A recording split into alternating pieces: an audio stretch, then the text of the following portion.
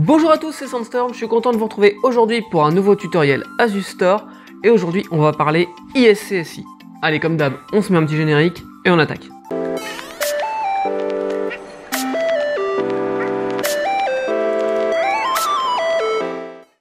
Alors, le but de ce tutoriel va être de créer un volume qu'on attaquera depuis d'autres périphériques pour aller mettre des fichiers sur le NAS en passant par le protocole ISCSI. La première étape va donc consister à créer donc un volume ISCSI sur le NAS. Donc pour ça, on va se connecter sur notre NAS avec un compte admin. C'est parti, hop. Et là, je vais me rendre tout simplement dans le gestionnaire de stockage, puisque c'est là où on gère nos différents stockages. Et je vais aller dans le menu de gauche, dans la partie ISCSI. On voit que pour l'instant, j'ai rien, puisque sur ce NAS, j'en ai jamais créé. Et on va tout simplement cliquer sur le bouton créer pour créer une target ISCSI. Alors une target, c'est une cible, en fait c'est une sorte de, on va dire, de matériel. On va créer un périphérique ISCSI si vous voulez, et ensuite on va créer sur ce périphérique différents volumes qu'on appelle des LUN. Donc là, je vais choisir de créer la target ISCSI et en même temps de créer un LUN, c'est-à-dire le volume logique. Je clique donc sur suivant. La première étape va être de donner un nom à ma target pour la trouver plus facilement. Je vais l'appeler stockage juste geek. Alors en dessous du nom, on voit tout simplement un IQN. Alors l'IQN, c'est en fait un nom unique qui sera donc assigné à l'hôte. À partir de là, on pourra facilement du coup le retrouver ou le repérer puisque le nom est unique. On voit qu'au bout de l'IQN, eh bien, on a stockage juste geek, donc c'est le nom de ma target, puisque je vais pouvoir, si je veux, créer plusieurs targets sur un seul hôte. Alors ensuite, en dessous, on a deux cases qui sont marquées, alors CRC et checksum, et on a deux cases à cocher, le Headers Digest et le Data Digest. Qu'est-ce que c'est? C'est tout simplement des contrôles sur l'intégrité des données, soit sur les entêtes des trames, soit sur le contenu tout simplement. On peut le mettre si on va stocker des données très importantes pour être sûr qu'on n'a pas de problème de corruption de données ou quoi. Là, bon, pour le cas, c'est juste un exemple, je vais pas le cocher. On clique donc sur suivant. Là, je vais avoir la possibilité de demander ou pas une authentification pour accéder à mon volume. Alors, ça peut être intéressant de mettre une authentification si on veut pas que tout le monde aille écrire n'importe où ou quoi que ce soit, ou qu'on veut réserver le stockage à une utilisation particulière et on veut pas que n'importe qui vienne se greffer dessus. On va pouvoir utiliser l'authentification SHAP. Pour rendre ce tuto un peu plus intéressant, on va le faire comme ça, vous verrez comment ça se passe.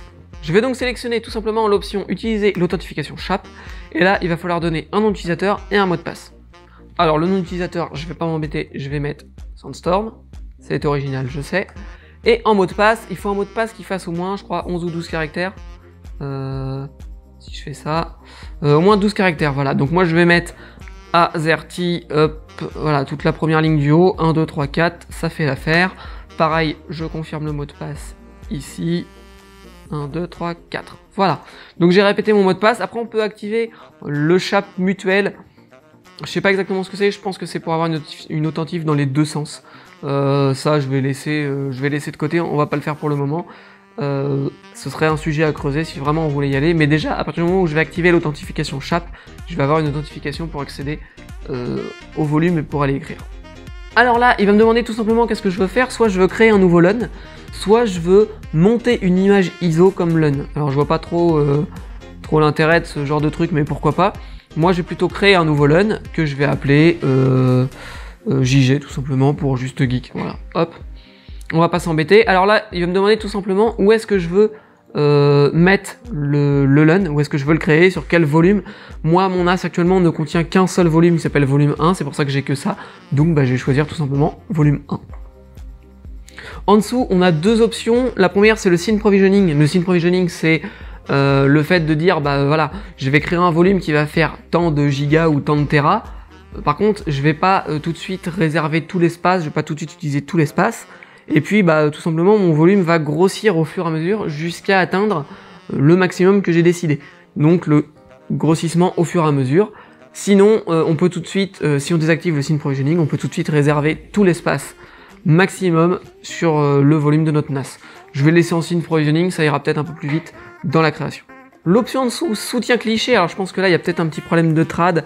C'est peut-être pas évident de prime abord. Je pense que c'est pour faire des espèces de snapshot un peu des clichés de notre volume.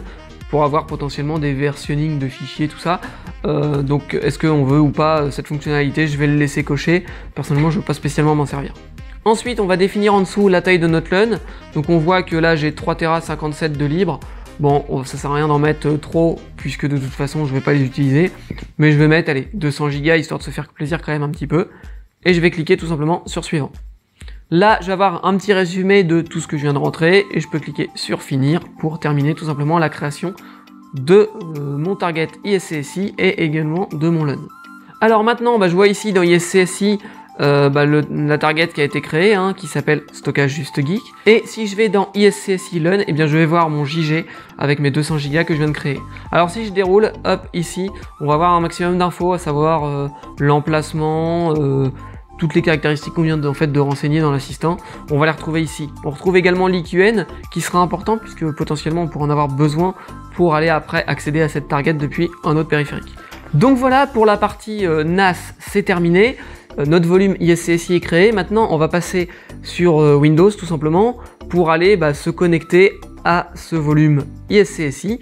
Alors, Windows intègre nativement un initiateur ISCSI, donc ça peut être intéressant si par exemple vous installez, je sais pas, un utilitaire de sauvegarde et que vous voulez qu'il aille sauvegarder les données sur le NAS en ISCSI plutôt qu'en utilisant du Samba ou autre. Eh bien, on peut le faire tout simplement comme ceci. Alors là, je peux aller voir par exemple en sélectionnant ma target ISCSI, je vais pouvoir aller dans les préférences si éventuellement je veux par exemple changer son port. Voilà. Je peux également activer le ISNS. Je sais pas ce que c'est, j'ai jamais utilisé, j'imagine que ça doit être un protocole différent qui doit apporter peut-être certains avantages, certains inconvénients ou peut-être une rétrocompatibilité. Honnêtement, j'ai jamais utilisé le ISNS, donc je peux pas vous dire. Pareil, tout à l'heure j'ai déroulé le LUN. Là, si je déroule la target, je vais pouvoir voir qu'on a de l'authentification, je vais pouvoir voir éventuellement s'il y a des clichés qui sont faits, je vais voir mes LUN qui sont sur ma target avec leur taille, leur état, est-ce qu'ils sont en ligne ou pas, les éventuels checksums, etc. Enfin, il y a pas mal de choses qui peuvent être vues en rapport à notre target. Me voici donc sur le bureau Windows. Je vais tout simplement ouvrir mon bureau Windows et je vais taper ISCSI pour accéder à l'initiateur ISCSI. Et là, j'ai une fenêtre dans laquelle je vais avoir plein d'onglets. Tout simplement, on va pouvoir aller taper le nom, notre IQN et faire une connexion rapide si on connaît l'IQN. On peut faire une découverte, par exemple si on veut tout simplement rajouter notre hôte et puis après on va voir tous les LUN qui sont dedans, etc., etc. Cible favorite, on va laisser tomber. Volume périphérique, on laisse tomber. Radius, c'est pour quand on fait de l'authentification radius. Et puis configuration, on va le laisser comme ça pour le moment. Alors, ce que je vais faire, tout simplement, je vais aller utiliser le mode de découverte, je trouve que c'est plus sympa. Ici, je mets tout simplement une adresse IP ou un nom DNS. Je vais mettre l'adresse IP de mon NAS. Le port, je le laisse par défaut parce que j'ai pas été le modifier. Et je vais cliquer sur OK. Donc là, on constate, tout simplement que j'ai mon serveur que je viens de rajouter qui est ici, donc qui correspond à mon NAS. Maintenant, si je retourne dans l'onglet cible, je vois que hop, il m'a détecté tout simplement la target ISCSI, donc qui s'appelle Stockage Juste Geek. Donc là, je vais pouvoir tout simplement aller connecter cette target grâce au bouton connexion. Alors là, si je veux faire OK tout de suite, ça va pas marcher, tout simplement parce que là, il passerait en mode sans authentification, et moi tout à l'heure, j'ai dit que je voulais une authentification SHAP. Donc, on va aller plutôt faire connexion, mais aller dans avancer, et on va sélectionner activer l'ouverture de session SHAP, et là, on va rentrer notre nom d'utilisateur et notre mot de passe qu'on a défini pour le SHAP. Donc le nom d'utilisateur, j'avais fait original, rappelez-vous, j'avais mis Sandstorm, et en dessous dans le mot de passe j'avais mis toute la ligne d'en haut Azerty Uop avec 1, 2, 3 et 4. Et donc là, si je fais OK, je peux refaire OK, et là cette fois ça passe et on voit que je suis connecté. Et bien voilà, le tutoriel s'arrête ici, on a connecté la target ISCSI et tout va bien. Non, je plaisante. La target est connectée, mais on va pas encore avoir accès à notre stockage. C'est-à-dire que là, si j'ouvre une fenêtre ordinateur, eh bien je constate ici que j'ai mes disques durs, j'ai éventuellement mon lecteur réseau, mais en aucun cas je vais avoir ici ma target ISCSI ou un éventuel LUN, puisque on va avoir une petite action à faire. Maintenant, on va se rendre dans la gestion de l'ordinateur, on va aller dans la gestion des disques. Et là, l'ordinateur, vous voyez, Windows constate qu'on a un petit volume de 200 Go, donc qui correspond au LUN, et il va me demander tout simplement de l'initialiser, puisqu'on vient de le créer, il n'est pas initialisé. Donc je vais le laisser en type partitionnement GPT, ça me va très bien, je clique sur OK. Et là, voilà, donc j'ai maintenant un disque qui a été initié, mais il est non alloué, donc je le vois toujours pas si je retourne ici, parce que c'est comme un disque dur, il va falloir le préparer.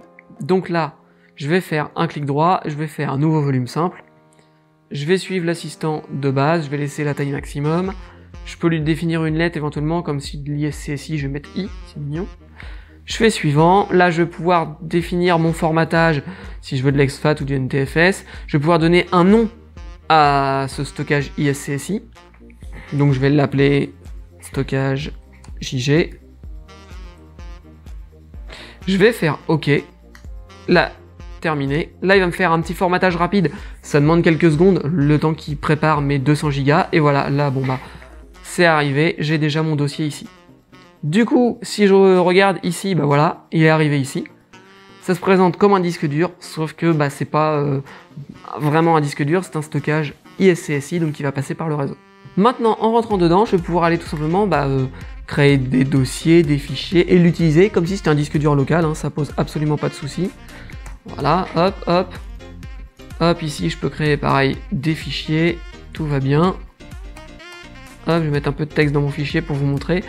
Et voilà, c'est fonctionnel. J'ai enregistré mon document, il fait 1 kg, il est bien sur ma target ISCSI et sur mon LUN de 200 Go. Alors, vous vous posez peut-être la question maintenant de savoir comment ça se traduit en pratique sur le NAS. Donc on retourne sur notre NAS Asus Store. La première chose qu'on peut aller voir, c'est le moniteur d'activité. Et on va aller voir tout simplement dans l'onglet ISCSI, puisque en fait, toutes les ressources utilisées par l'ISCSI, c'est-à-dire le réseau principalement, hein, eh bien, va être tracé ici. Donc quand on aura de la copie de fichier par exemple, on aura un graphique qui va nous donner l'utilisation du réseau par le protocole ISCSI. On peut également aller dans l'onglet processus. Alors là, lorsqu'on a des transferts, on aura un petit process ISCSI RD qui utilisera un petit peu de ressources, un petit peu de CPU, etc. pour aller tout simplement copier les fichiers. Actuellement, comme je copie rien, comme je lis rien, je me sers pas vraiment du volume, eh bien on le voit pas ici. Alors on peut également aller dans Information Système et aller tout simplement dans Utilisateur en ligne, ça va nous permettre de voir si la connexion ISCSI est bien faite ou pas. Là par exemple, vous voyez, ça c'est le PC où j'enregistre l'écran, donc vous voyez la console du NAS, etc. Et bien on voit bien qu'il est connecté en ISCSI à mon stockage juste geek. Ça peut permettre déjà de débugger, savoir si on est connecté ou pas. En revanche, si on va dans l'explorateur de fichiers, eh bien on verra pas ici notre target ISCSI. Et pareil, si on va dans le gestionnaire de stockage, on verra pas dans les volumes le volume ISCSI, on le verra vraiment que dans la partie ISCSI LUN. Bon, et bien voilà, je vous ai fait une présentation assez rapide, puisque j'imagine que ce tutoriel va sans doute s'adresser à des gens qui connaissent déjà un petit peu l'ISCSI, puisque si on a envie d'en faire, c'est qu'on connaît déjà un petit peu le principe. Donc j'ai pas tout détaillé. Si maintenant vous avez des questions, n'hésitez pas à me les poser. Moi j'y répondrai en commentaire, notamment si vous êtes débutant, qu'il y a des choses que vous n'avez pas compris. Vous pouvez poser vos questions, j'y répondrai dans la mesure du possible. Dès que j'ai un moment, je réponds aux commentaires, donc il n'y a pas de souci. Et puis j'espère du coup que vous avez apprécié ce tutoriel et qu'il vous sera utile. Sur ce, je vous dis à bientôt pour une prochaine vidéo. Allez, ciao!